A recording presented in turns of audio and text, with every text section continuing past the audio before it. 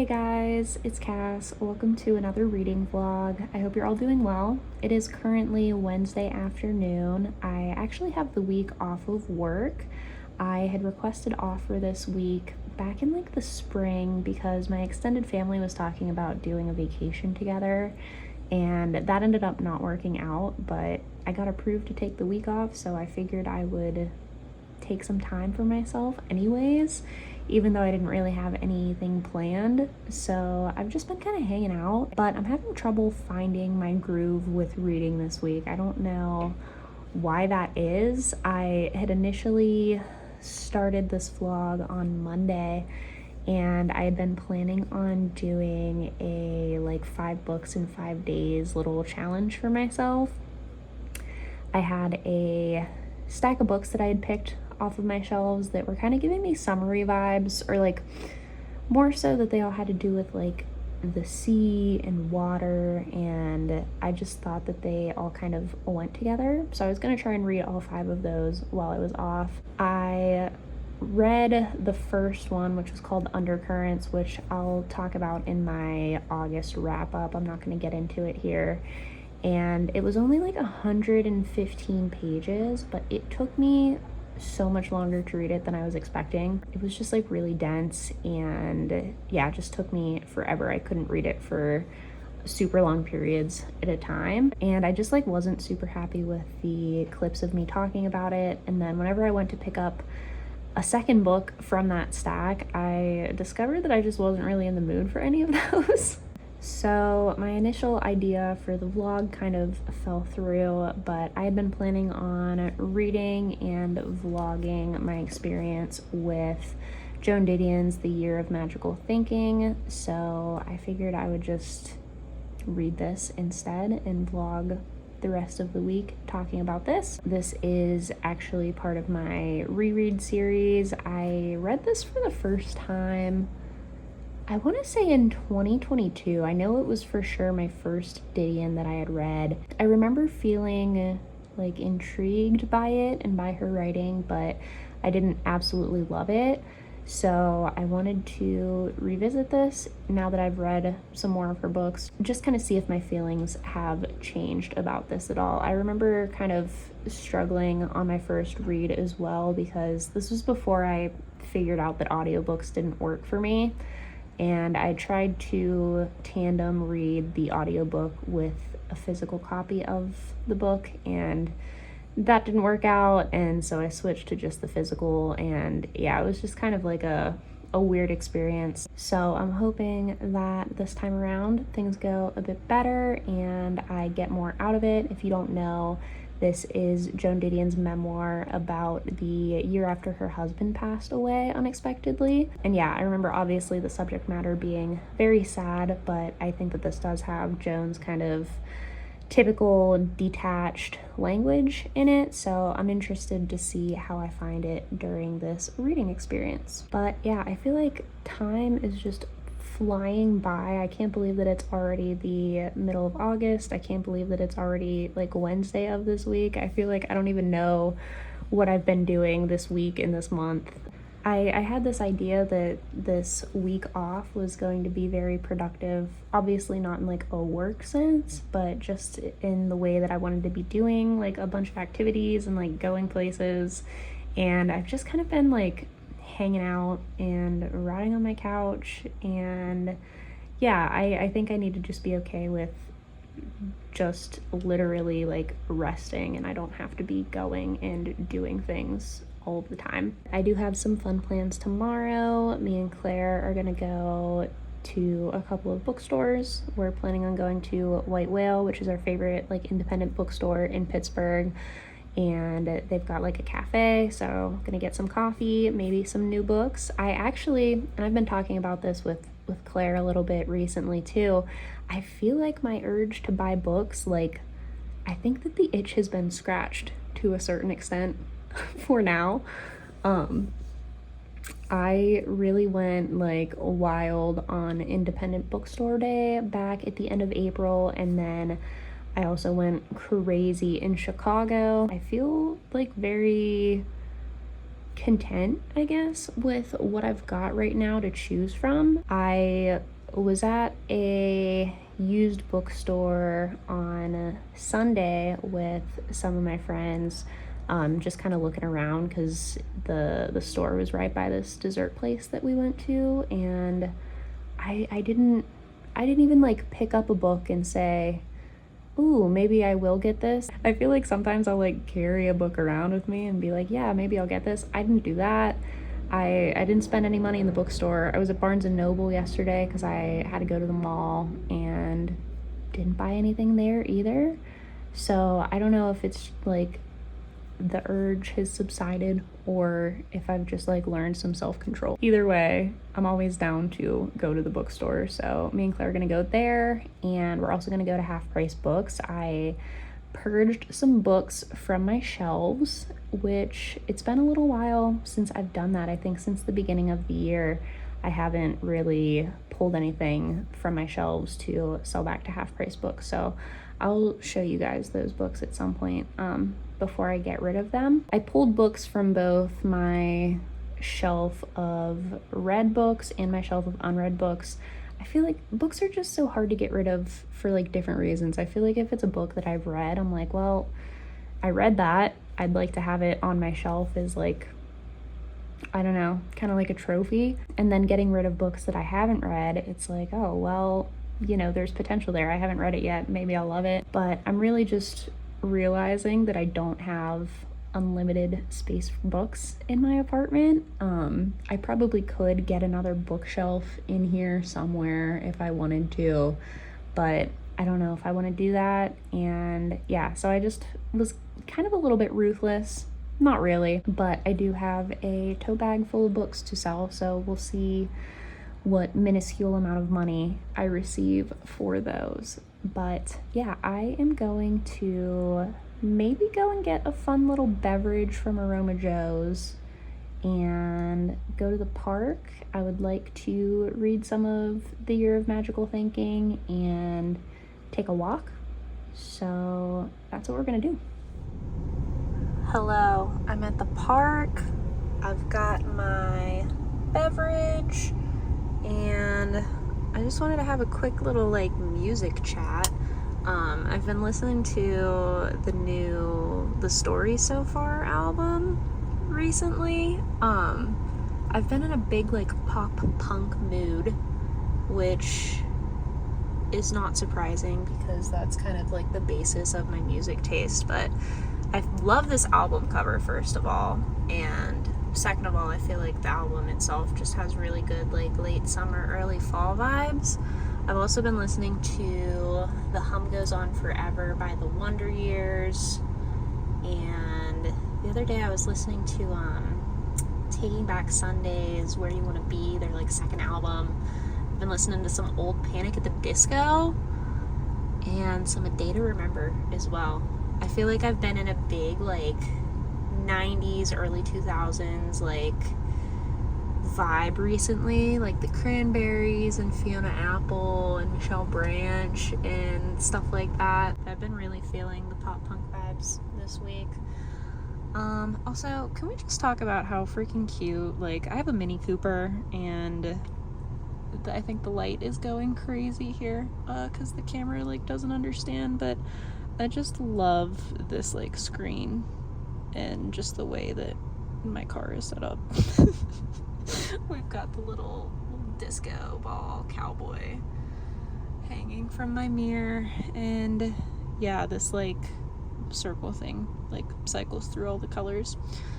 But yeah, I think I'm gonna take my walk first, just kind of like clear my head and get my energy out, and then I'll be able to sit and read for a while. So yeah.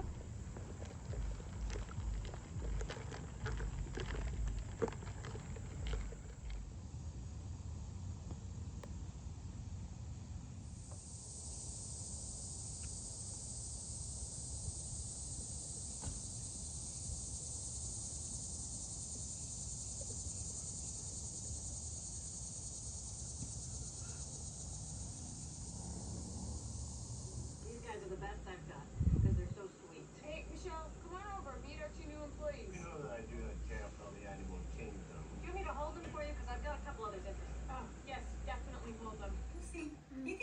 find me a nice girl for Jack. Oh, Mom, come on. Well, I really don't know Jack's type, so...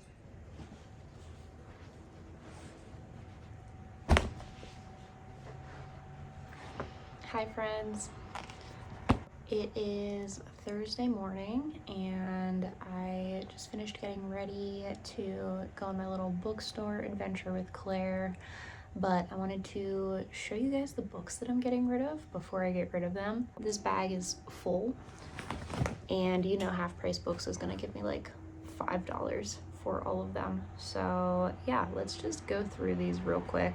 The first one I'm getting rid of is Intimations by Zadie Smith. I read this back in 2022. It is like an essay collection about the pandemic. I just have not thought about it since I read it. Next is New Animal by Ella Baxter. I also read this, I believe, in 2022 as well. Once again, have not really thought about it since. Don't see myself rereading it. This was a Sunny's book club pick though, so I was kind of going back and forth on whether or not I wanted to get rid of it, but it's going. Then we have Three Summers by Margarita Liberace. I just actually mentioned this in my Women in Translation recommendations video. This wasn't my favorite book ever. It has like good vibes and good descriptions of the Greek countryside, but wasn't a favorite. I'm also getting rid of Vladimir by Julia May Jonas. This was a fun little romp. I enjoyed it when I read it, but once again, I just don't see myself rereading this or looking at it again. I'm also getting rid of Iris, a memoir of Iris Murdoch by her husband John Bailey.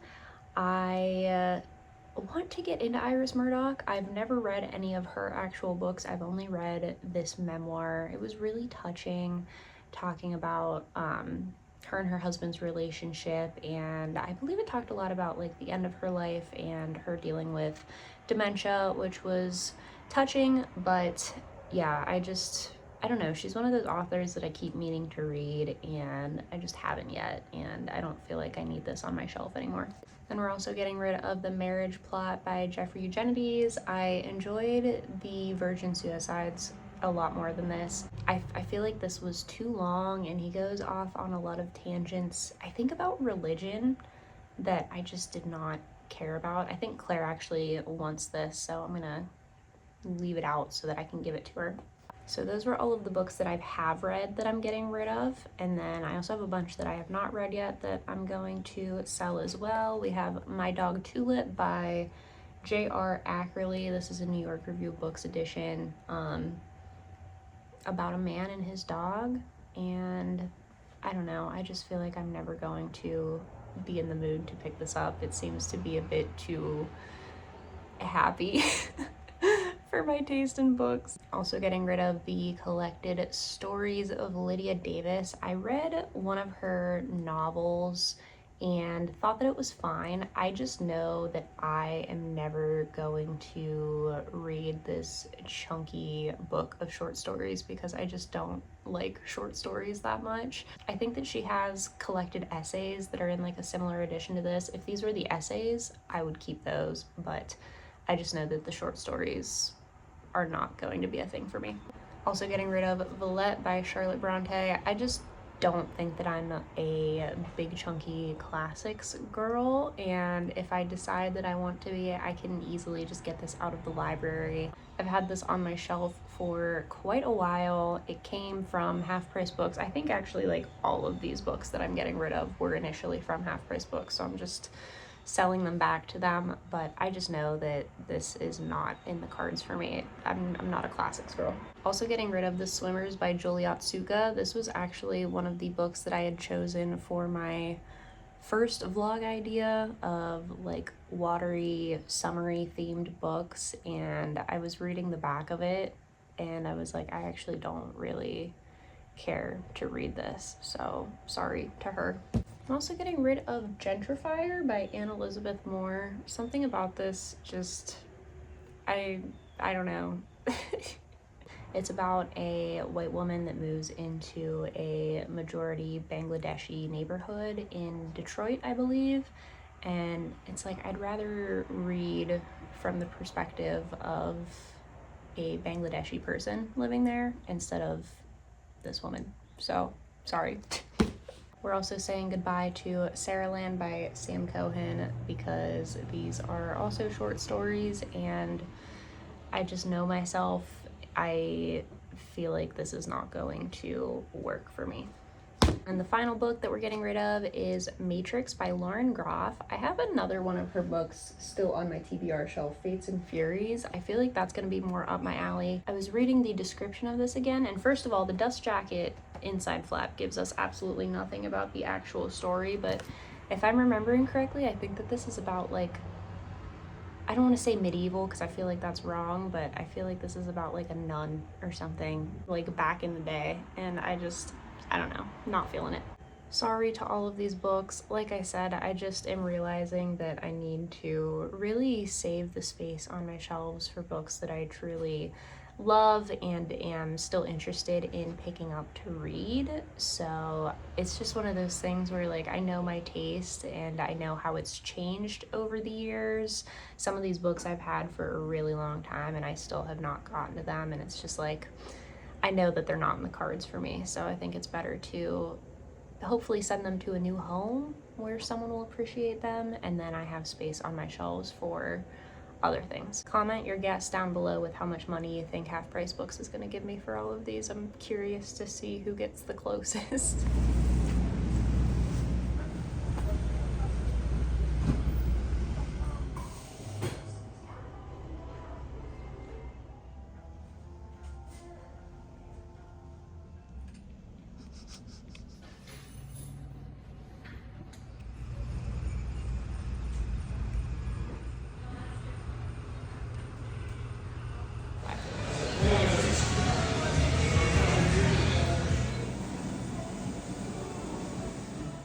I am back with a little book haul. Me and Claire had a really fun time yesterday. We went to 3 bookstores. I only bought books at one of them though, so was very proud of my self-restraint with that. The first place that we went was White Whale. We got some coffee. Well, actually, I got coffee. She got brat juice, which was like a matcha drink, which is really cute. They wrote lyrics from, I think, 360 on the cup. And we had a really fun time looking at all of the books at White Whale. It is the place that I purchase books at. So first we have Mourning Abreast, which is a new, I believe, like just recently released New York Review of Books. I was looking on Goodreads and there's like 2 written reviews of it. I think that it was just published this year, but me and Claire actually both purchased copies of this. She found it first and I was like, oh, if you're not going to get that, I'm going to buy it. And then we found a second copy and the cashier was like, oh, are you guys going to do a book club? And we were like, maybe. We're not good at buddy reading, but we will attempt it again. So this sounds really interesting. It is about the author's experience with breast cancer, and just from the reading that I was doing about it, it seems like it was a really groundbreaking book in China as far as dealing with cancer. So very interested to pick this one up. I also picked up Of Woman Born by Adrienne Rich. I don't know why, but she is an author that has just been like in my head recently. I've never read anything by her, and I know that she's mainly a poet. I'm not really into poetry, not because I dislike it, but just because I haven't really tried to get into it. And I was considering picking up her book of poems, Diving into the Wreck, but I went with this instead because it is prose, like a essay. It's actually a lot longer than I was expecting it to be. I thought it was going to be tiny, but it is not. But this is subtitled Motherhood as Experience and Institution, and we all know I love books about motherhood, so I'm really curious to see what she has to say on the subject. And the last book that I got at White Whale was First Love by Lily Dancyger. This is a book that I've been so excited to read. It's an essay collection talking about female friendship. I posted on my community tab a couple weeks ago a conversation between the author and Leslie Jameson that I had found from Jess Decker Reads on Instagram. She had posted about it, and I just absolutely loved the conversation that the two writers had. And I was already excited to read this, but listening to that made me even more excited, so I grabbed it whenever I saw it at White Whale. So after me and Claire did our shopping at White Whale, we went to Half Price Books, and I sold them my big bag of books that I talked about yesterday. They gave me, I think, $13 for it. And the funniest part about it is that Claire had 2 bags of books that were like the same size as mine, and they gave her $15 for like double the amount of books. So yeah, we did not get rich from Half Price Books. And it was funny because they actually had a sign whenever we pulled up saying that they recently remodeled, and I was like, what the heck, like I knew nothing about this. I don't think that they really necessarily remodeled, they just kind of moved some things around, and I could not find my beloved memoir and essay collection section, which is where I find the majority of the books that I get from Half Price Books recently. So I actually ended up just getting my $13 from them and not buying anything there with it. So self-control at its finest. After that, we went to Blaze Pizza, so I used my Half Price Books money to purchase pizza. And then we wanted some ice cream, so we went to an ice cream place that was actually right next door to another independent bookstore called Completely Booked. Once again, just looked around in there and didn't buy anything. Claire did give me one of the books that she was going to sell. I gave her my copy of The Marriage Plot, and she gave me her copy of I Was Told There'd Be Cake by Sloane Crosley, which is an essay collection. She did not enjoy this, so I'm really curious to see how I find it. I wanted to pick this up because I really enjoyed Grief is for People, which Claire really enjoyed that one as well, but I think that this is a bit of an older collection and there was just some stuff in it that didn't work for her. So, and I also received some book mail this week. Random House sent me an arc of Our Evenings by Hollinghurst. I've never read anything from this author. It publishes on October 8th, and it is a big chunky one. I think it's just under 500 pages. But it sounds really interesting. It seems like it's going to be a good fall book to just like curl up with and get lost in as it starts to get a bit colder out. It follows a character throughout his entire life, and the little letter that came with it says, set to become a modern queer classic, Our Evenings is a piercing exploration of modern England through one man's acutely observed and often unnerving experiences with class, race, art, sexuality, love, and violence. It seems like it's going to be a lot more like expansive and just digging a bit deeper than a lot of the books that I tend to read, since I love short books. So I am excited to see how I find this. I was also sent by Hogarth A Sunny Place for Shady People by Mariana Enriquez. I've not read anything from this author either, but I've seen people posting about this book a ton. I know people are really like hyped up for it. It publishes on September 17th, and it is a short story collection. The letter says, Enriquez returns to the short form in this diabolical collection of stories featuring the achingly human characters whose lives intertwine with ghosts, goblins, and the macabre. I'm not someone that typically goes for like spooky books all the time, but I do like to try some out in October, so I will be picking this up as we get a bit closer to Halloween. And I thought it was really cool. It also came with this little chapbook of the title story. It was signed by the author, and yeah, it just has that short story, Sunny Place for Shady People, in it. So I thought that was a really cool little inclusion to get with the arc. I also just wanted to give a little update on The Year of Magical Thinking by Joan Didion, since that is, you know, the whole point of this vlog. I'm on page 106 or 107, so I'm almost halfway through this, and it is hitting me so much harder than I remember it hitting the first time around. Like I said at the beginning of the video, I read this for the first time back in 2022, and I don't have any like documentation of my thoughts on this besides my 3-star rating on Goodreads. So I can't 100% remember why I gave it 3 stars. I'm pretty sure that I barreled through this book the first time around, so I feel like I didn't really let it like sink in and just like have an effect on me whenever I read it the first time around. But this time I am feeling very affected by it. Joan starts out talking about the night that her husband unexpectedly passed away from... Good Lord.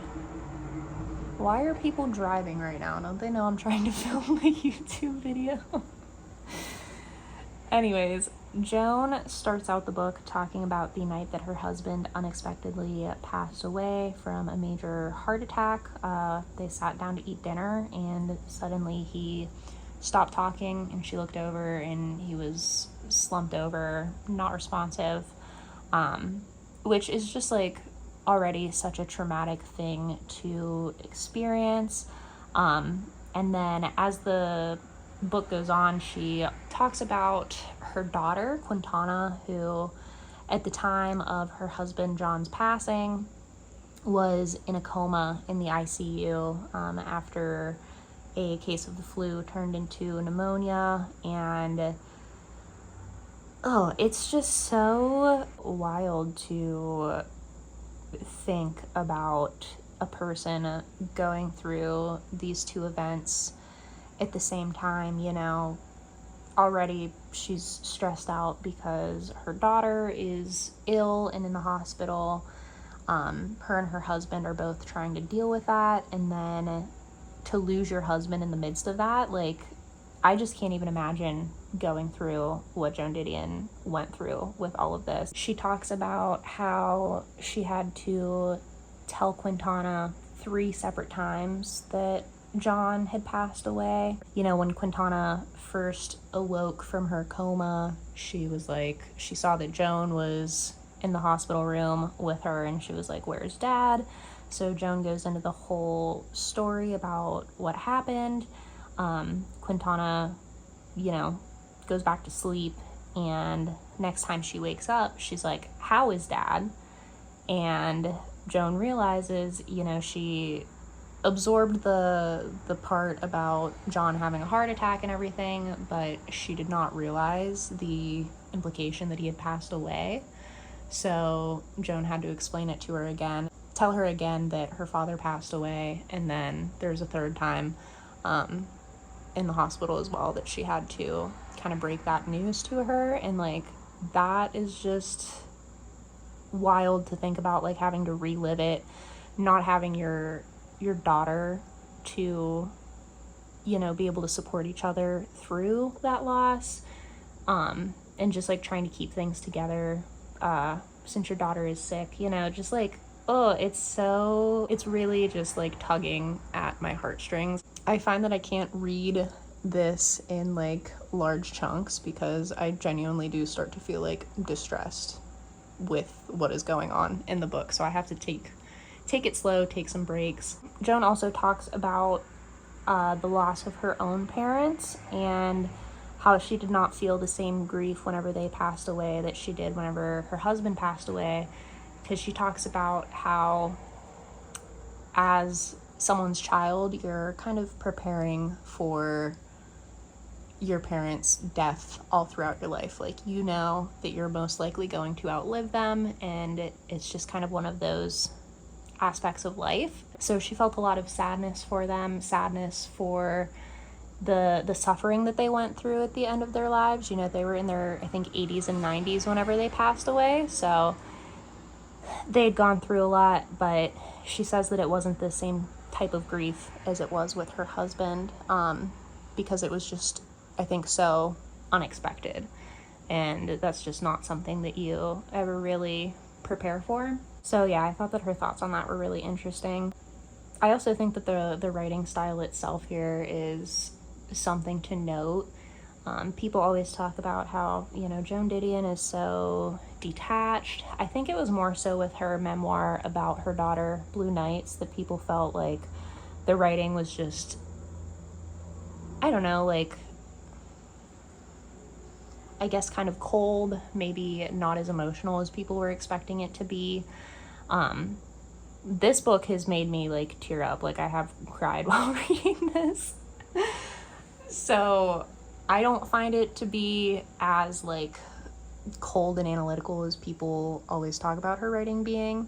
But I do think that it's interesting the way that we see Joan kind of working through this grief and working through what's going on in her life. You can see how she kind of uses writing to try and make sense of things and put things in order. And she talks about how growing up, like, her way that she was taught to cope with things was to go to the literature, learn about whatever is going on, and that's exactly what she does here. She starts reading like these medical texts, trying to learn more about what happened to John, about what's happening to Quintana, and just trying to kind of arm herself with that knowledge. I think because there is that delusional sort of feeling that she has, which she acknowledges that she wasn't, thinking clearly or realistically at the time, but I think she was kind of feeling like, oh, if I can learn about this and, maybe convince the doctors to do this or do that, like, I can solve the issue and change the way that things are going. And yeah, I don't know, it's just really a heavy book, and I am feeling the emotions very deeply. I also realized that on the cover, the J-O-H and N are in blue, spelling out her husband's name, which, like, everyone probably realized that as soon as they saw the cover, but it just, like, came to me when I was looking at it last night, and I, like, almost started crying. Like, I don't know. I'm feeling the emotions of this. So, yeah. More to come as I get further along in this. Hi friends, happy Saturday. I am back where we started to close out this vlog because I did finish the Year of Magical Thinking this morning. I just wanted to hop on here and wrap things up, give my final thoughts before I end the vlog. So I read pretty much the last half of this last night and this morning, and I still really enjoyed is not the right word for a book like this. Like, it's tough to say that I enjoyed it or that I liked it, but this is a very meaningful book, and I'm really glad that I chose to reread it. I feel like I got so much more out of it this time around, and there's some things in here that stuck out to me that I think will continue sticking with me that I didn't pick up on in my first read of it. So when Joan's daughter Quintana is eventually discharged from the hospital, Joan kind of has this realization that Quintana has to continue her life and kind of try and go back to normal, and Joan also needs to do the same thing. She talks about how she feels like the grief truly begins once she doesn't have that full distraction of Quintana's hospitalization taking up all of her brain space. She feels like she can really start to process and just realize the impact that John's death has had on her. She just realizes how fragile she is. She is also aging, and then there's the stress of everything that's been going on in her life. She talks about how she'll kind of catch herself physically stumbling and having to keep herself from falling. She talks about forgetting things and being unable to recall things that people said to her just a couple seconds ago. So there's also a bit of this exploration of her own aging and her own body's reaction to all of this stress. Another thing that she does a lot in the second half of this book is she kind of goes on these spirals through her memories where she'll be trying to distract herself from thinking about John and Quintana, and she'll find a subject that she thinks is safe because it has nothing to do with them, but just with the nature of thought and memory, things kind of snowball into other things, and she always ends up kind of back at square one thinking about John and Quintana. Everything kind of ends up coming back to them, which like makes total sense because her and John were married for 40 years and then Quintana's her daughter, so it's just like so impossible for her memories not to all connect back to them. After Quintana is released from the hospital, she takes on an assignment where she is writing about the national conventions for the elections coming up, and one of them was in Boston, and she was like, that'll be perfect. I have mainly been to Boston on my own. She'd, I think, been there once with Quintana and once with John, and they weren't really like super memorable trips, so she was like, great, I won't have any like associations that I'll have to avoid.